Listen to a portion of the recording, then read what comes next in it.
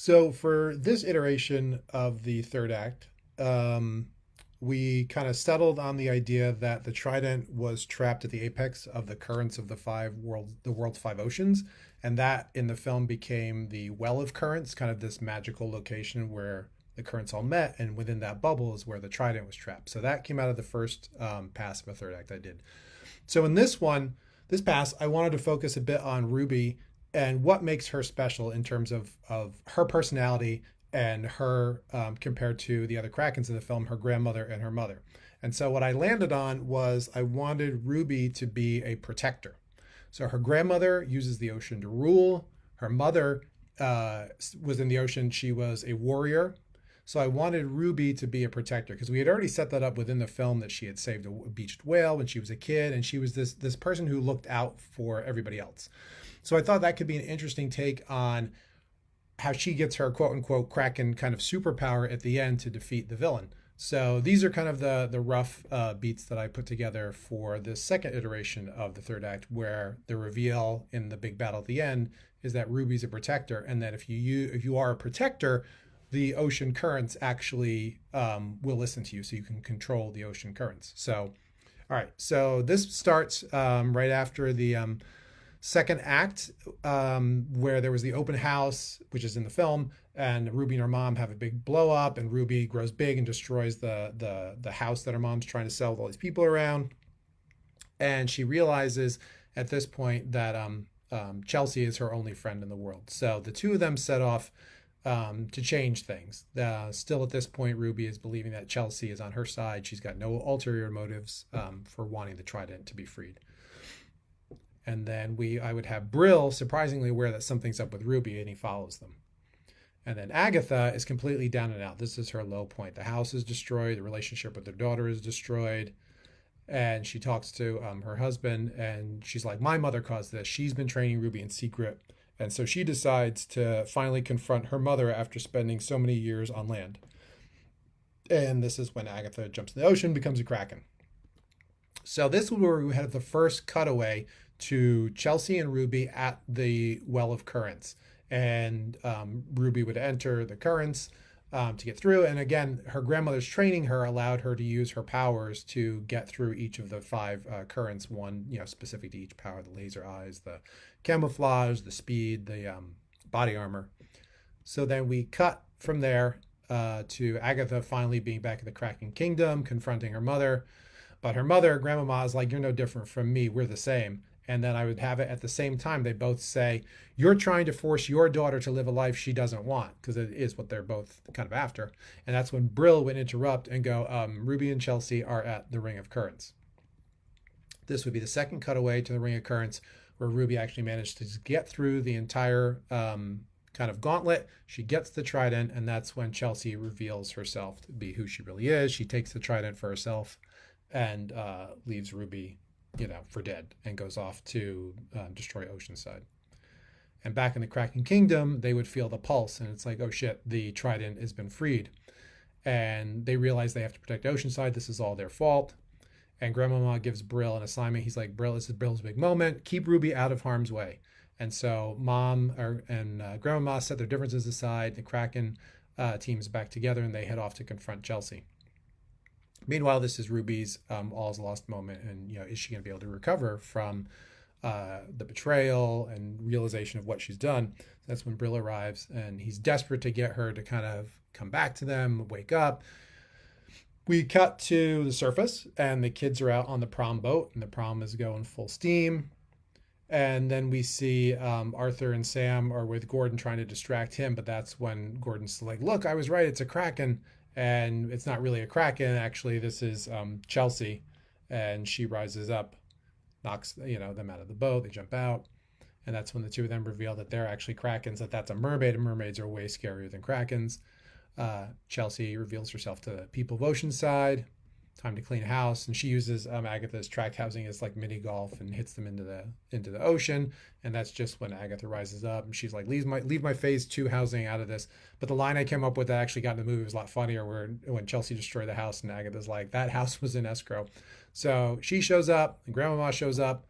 It's ready to be a giant kaiju battle, And Chelsea, taunts them. She's like, "Senior Citizen Day at the pool. I hope you brought your floaties, girls." And then the three of them, race to confront each other. And then we would cut away back to Brill trying to kind of like get Ruby back to life, so pulling on her giant eyelid. He's like, "Ruby, please wake up." But she's all completely despondent and broken. She's like, "For what? I'm a total failure. I've let everyone down." And then he's all cheerful. He's like, "Well, it must run in the family. Your gran loves to tell me what a disappointment I am just because I don't do things her way. Do you know how many tentacles I have lost and regrown over the years because I didn't do things her way? I haven't had my original arms for decades." And Ruby's like, "That's gross." He's like, "It is gross. But each time I regrow one, I don't look at it as a reminder of her disappointment. I just see it as another chance to get things right my way. If you're not out of tentacles, then you're not out of opportunities. Just find your way to be you." And then she realized, she's like, "I've been trying to do everything everyone else's way, but I figured out how to get through the ring currents, and I've still got all my tentacles. Uncle Brill, you're a genius." He gives him a big hug, and he's like, "You're crushing me. Not a giant Kraken, not a giant." And then as she kind of regains her focus and drive, so too do the ocean currents, the 5 ocean currents. They start to kind of light up as she does. And as she takes off, some of the colored currents follow her. It's Ruby time. And he's like, "Did I say something that mattered?" We cut back to the surface battle between Chelsea and Mom and Grandmama. And they're losing. Clearly, Chelsea is more powerful. It looks like the two of them are down and out, and Chelsea's about to strike the final blow. That's when suddenly the kids in the prom boat watching it, something goes flying by them. And Chelsea's like, "Oh, look, it's Glooby Billman." And we see Ruby's arrival, gets Chelsea's attention. The two of them lock horns right in front of the prom boat. And the kids are like, "Wait, is that?" And Chelsea taunting her, "You're adorable when you fail." Ruby's like, "Failure can be freeing." And then they look down at their friends in the prom boat. And Ruby's like, "Hey guys, watch yourselves." And Chelsea's like, "Ugh, I hated high school." Knocks Ruby down. She's like, "I've decided that I'm prom queen. And my first decree is prom is over." And she gets the boat trapped in like a giant tidal wave. Ruby moves to save the prom boat and her friends, but Chelsea taunts her. She's like, "Surf or turf, Ruby Tuesday. You can't be both." Ruby saves the prom boat and her friends. They profess her love for her, whether she's a Kraken or Canadian. And then Chelsea's like, "Fine, your family was just chum anyway." That's when Ruby shoots the laser eyes, return fire from Chelsea. Ruby takes a hit. Once again, Chelsea's going to finish off the prom boat. Looks like they're doomed. And Ruby realizes her friends need her. And that's when she reaches out. And this is the moment where Ruby the Protector is born. And suddenly one of the currents goes flying out towards Chelsea at the prom boat. And just as Chelsea's about to skewer the boat and sink it with all her friends on it, suddenly she's stopped cold and yanked back. And that's when we see one of the 5 ocean currents has gone up into Chelsea's water hair. And it's Ruby's realization that the currents are for protecting.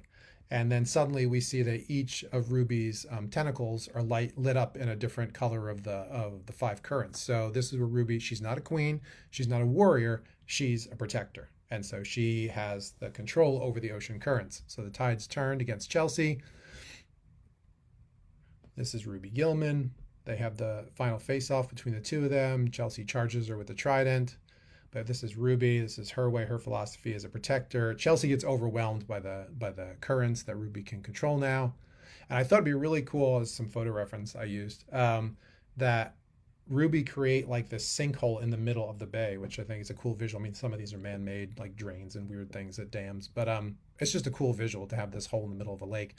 So sinkhole or swim, Ruby uses the currents to basically separate Chelsea from the water and drop her down into kind of a pit. So now she's a current prisoner because, again, the currents are the things that held the trident in protective bubble in the first place. So if you've got somebody who can control the ocean currents, then the trident is of no use.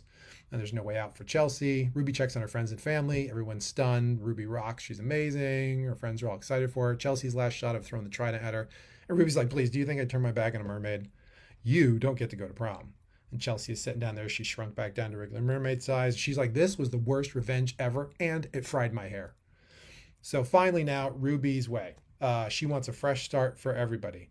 And they're going to let go of the past by the 3 of them joining together, as they do in the final film, and destroy the trident. Big fireworks finale there. Ruby comes up to her mom, and she thanks her. And Agatha's like, "What, for ruining your life?" And Ruby tells her, "No, for keeping me safe so that I can actually make one for myself." Ruby's besties waved her. She comes up to them. She doesn't know what she did to deserve them.